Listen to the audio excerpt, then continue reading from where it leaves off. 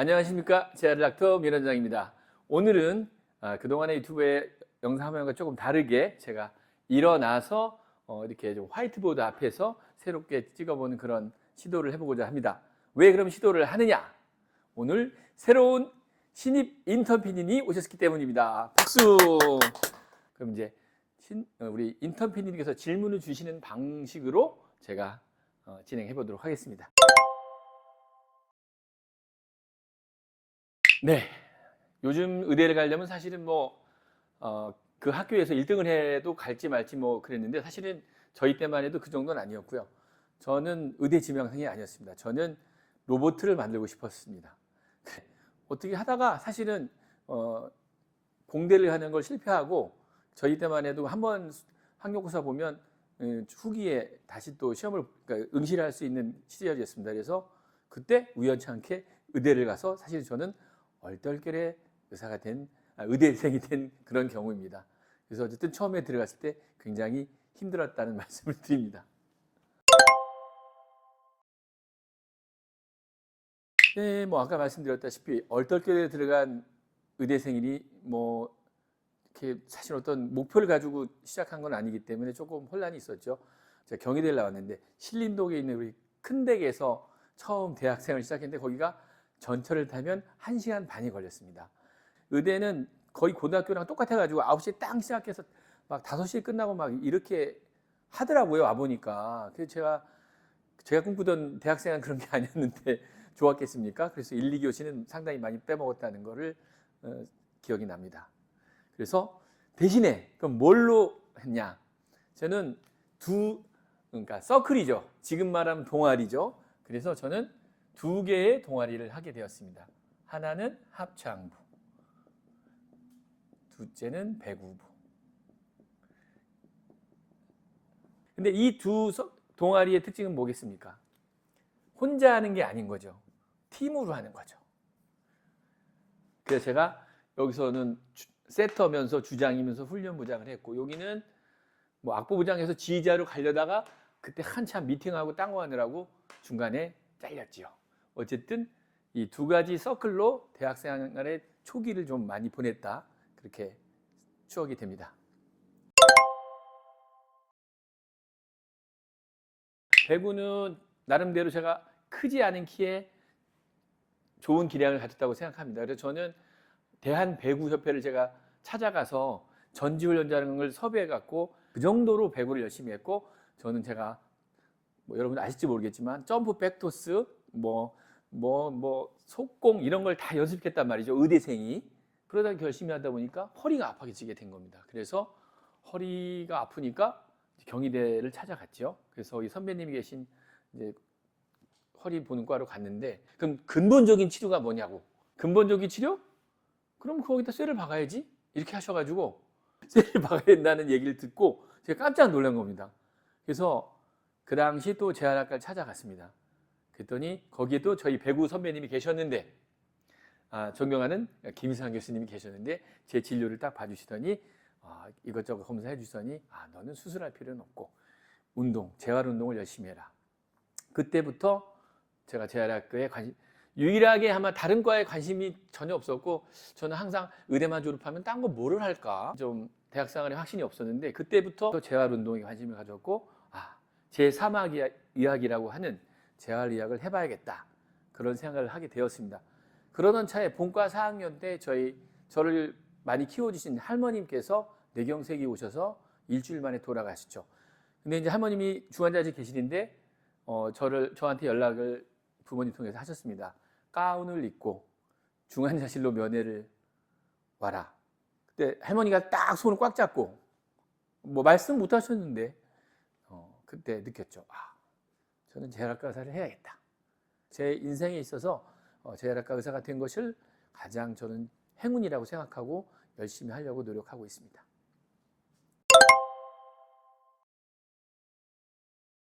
그래서 여차저차해서 재활학과 의사가 됐습니다. 근데 그 당시 제가 전문의를 취직한 1999년 재활학과 전문의 취직할 곳이 많지 않았습니다.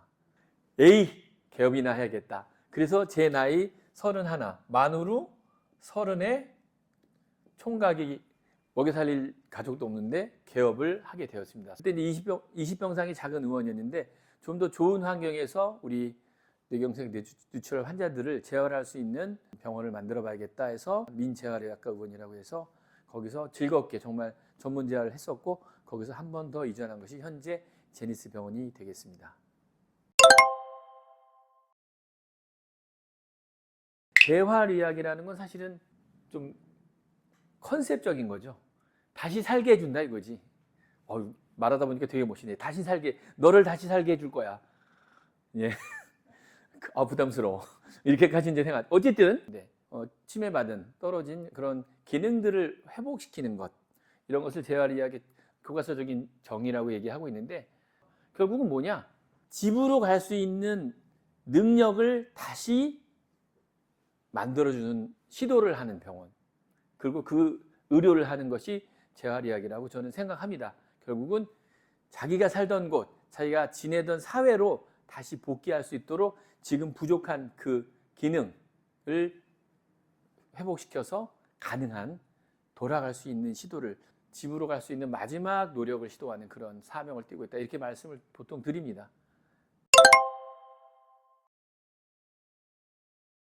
한 18살 먹은 고등학생이었습니다. 오토바이를 타고 가다가 영동대교에서 날아가지고 밑으로 떨어졌답니다. 머리가 깨지고 뇌출혈이 왔대죠. 그래서 인근에 있는 병원에서 어쨌든 급성기 가료를 하고 재활을 하고 해야 된다고 해서 왔는데, 바로 병동에서 연락이 왔습니다. 위에서 난리친다고. 제가 올라오기 전에 영상을 봤는데 뭐 그렇게 난리칠 정도의 어떤 병번은 아니었거든요. 뭔가 그런 필이 왔어요. 그래서 제가 가만히 그 고등학교 남학생 귀에다가 손을 대고, 야마, 너 내 말 들려 안 들려? 했더니 갑자기 탁 멈추는 거예요. 그래서 가만히 멈추고, 그래서 야, 너 내 말 들리면 고개 끄덕여 봐. 그랬더니 이렇게 하는 거예요. 얘는 선망이 아닐 가능성이 높다. 그래가지고 나름대로 베팅을 한 거죠. 너 이거 묶여 있는 거, 이거 손에 장갑 져 있는 거 이거 싫어서 그런 거지. 너 이거 풀어줄 테니까 너 이거 가만히 있어. 5분만 가만히 있을 수 있으면 내가 다시 이거 장갑 안 채울 거야. 하고 내려왔습니다.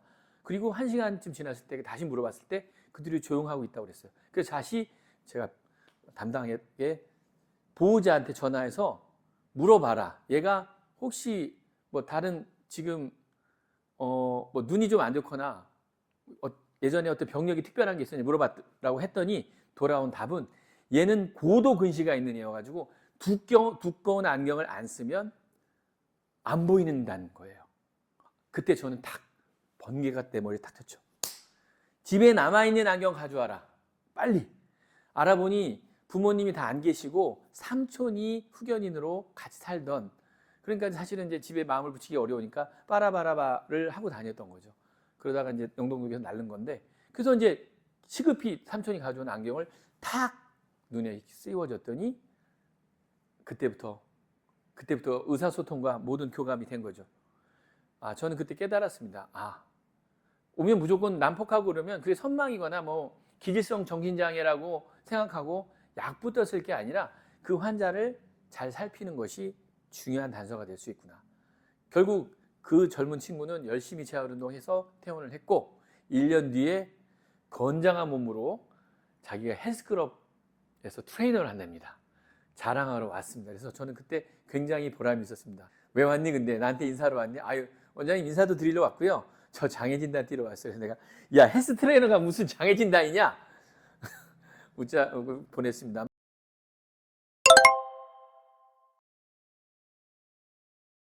제가 이제 개원이로 처음 할 때부터 25년 차입니다. 25.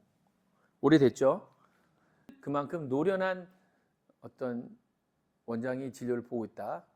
또 거기다가 저희 부모님들이 다 아프시고, 그분에 어떤 분은 돌아가시기도 하고, 뭐 지금 또 뇌경색으로 투병 중인 분이 또 저희 모친께서도 계셔서, 예전에는 그냥 의사로서의 어떤 역할만 했다 그러면 지금은 보호자의 경험을 같이 하고 있습니다.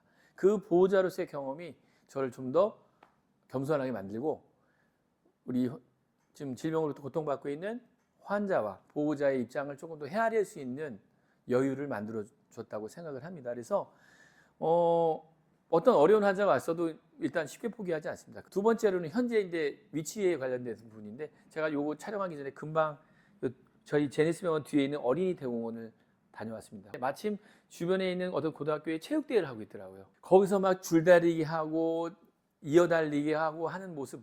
그다음에 저녁이 되면 여기 이랜드 축구단이 여기서 이제 주로 훈련을 하는데 그 젊은 영혼과 몸들이 막 운동하는 걸 보면서 에너지를 받습니다. 우리 환자분들도 휴일 같은데 또 저녁에는 아기들이 많이 해서 이렇게 왔다 갔다 하면 그러면 삶의 의욕이 저조도 생기는 거거든요. 어떻게 보면 뭐 수개월의 지루한 재활치료 입원 기간 동안 지칠 수 있지 않겠습니까?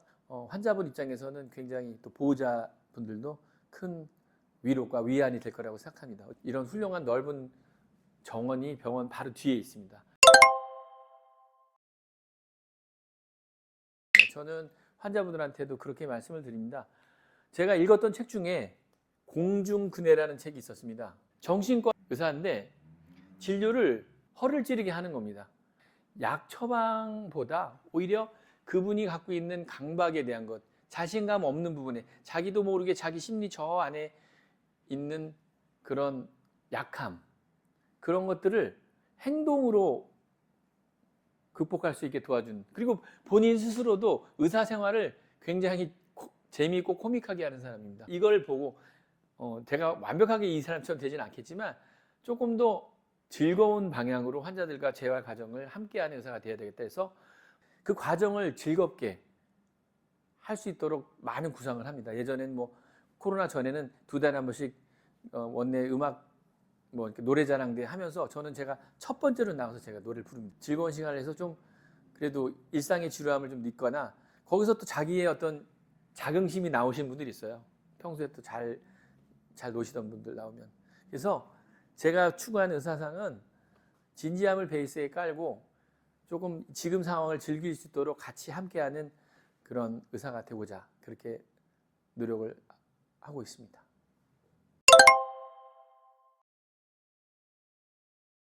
여러분 요새 걸핏하면 나오는 게 뭡니까? 1번 고령화, 2번 저출산율, 3번 1인 가구. 저는 이제 재활학과 의사가 뭐 이런 걸 걱정하냐 하겠지만 뭐 재활학과가 관여해야 되는 부분이라고 생각합니다. 고령화 느니까 환자가 많이 늘고 있습니다. 사실은 점점점 지금 집으로 보내뒀다가도 여러 간의 환경적인 요인 때문에 집에서 오래 계속 머물 수 없는 경우가 꽤 있습니다. 그거는 사회의 어떤 커뮤니티 안에서 이분을 돌볼 수 있는 다른 장기적인 어떤 복지 케어 시스템이 아직도 부재하기 때문입니다. 그래서 저희가 재활치료에서 어느 정도 저는 집으로 갈 수 있는 최소한의 조건이 뭐라고 생각하냐면 휠체어 사용하지 않고 화장실을 갔다 올 수 있어야 됩니다. 환자 스스로. 그래야 집에 혼자 계실 수 있거든요. 근데 휠체어를 타는 순간 우리나라 대부분의 가옥들은 휠체어가 들어가서 안에서 터닝 360도 하기가 어렵습니다. 문턱이. 사회가 어떤 준비를 하고 있냐에 관련해서 안 그러면 다 시설로 들어가야 되는데 그건 우리 사회가 감당하기 어려운 부분이고 또 인간의 존엄한 삶을 이어가는 데 있어서 바람직하지 않다고 생각합니다. 두 번째는 저출산율인데 고령 환자들은 많이 생겨서 그중에 또 돌봄이 필요한데 인구가 줄어들고 있으면서 결국은 부양과 여러 가지 건강보험 재원이나 이런 것들을 마련하는 데 있어서 우리 사회가 과연 준비가 되어 있는가, 적정한 밸런스를 어떻게 맞추고 있어야 되느냐, 그런 부분에 대해서 관심을 안 가질 수가 없어요. 저는 그냥 치료해서 퇴원시키면 땡인 줄 알았는데 그게 아니더란 말이죠. 나중에 물어보니까 어디 요양원에 가 계시고 어디 요양병원에 가시고 그 정도 환자가 아니었는데. 그럼 우리 사회가 이런 것들을 많이 준비해야 된다는 생각. 거기에 재활학과 의사도 전문가로서 정책적인 노력을 해야 된다는 생각을 하고 있습니다. 세 번째는 1인 가구인데 이거는 코로나 시기에 저희 코로나 재택관리를 했었습니다. 이걸 하면서 좀 깨달았습니다. 우리 관내에 이렇게 많은 1인 가구가 있는지를 몰랐고 자녀가 있음에도 불구하고 같이 사시지 않기 때문에 뭐 아플 때에도 바로바로 대응해 줄 수 없는 상황들을 보면서 앞으로 이렇게 일상생활을 하다가도 질병이나 손상이나 딱 다쳤을 때 1인 가구의 이분들이 어떻게 돌봄을 받고 의학적 판단을 상의할 그런 후견인이든지 보호자든지를 마련할 수 있는 그런 사회적 구조, 장치들이 있어야 된다고 생각해서 요즘 이런 공부를 좀 같이 많이 하고 있습니다. 예, 오늘 뭐 좀 새로운 컨셉으로 해서 시도를 해봤는데요. 저는 상관이 없습니다. 여러분이 안 보셔도 상관이 없습니다. 왜? 제가 이 유튜브를 찍는 건 많은 분들이, 보호자분들이 오셔서 원장님 유튜브에서 봤어요. 그런단 말이죠. 아, 유튜브가 적어도 내용에 상관없이 거기서 좀 보다 보면 저희 병원을 알면 홈페이지 뚜둑 쳐가지고 거기 링크 걸려있는 유튜브 들어와서 원장이 얘기하는 거 들으면서 저렇게 생긴 사람이구나. 말이 좀 많은 의사구나. 이런 거 보면서 익숙함을 느끼고 와서 훨씬 더 편하게 서로 접근이 친해지거든요. 네, 그런 목적이고 요렇게 저렇게 다양한 시도를 하면서 저도 브레인스톰으로 저희 병원을 좀 더 발전시키고 저희 병원을 여러분한테 알려드리는 그런 뭐 조그만 노력으로 해보는 거니까요.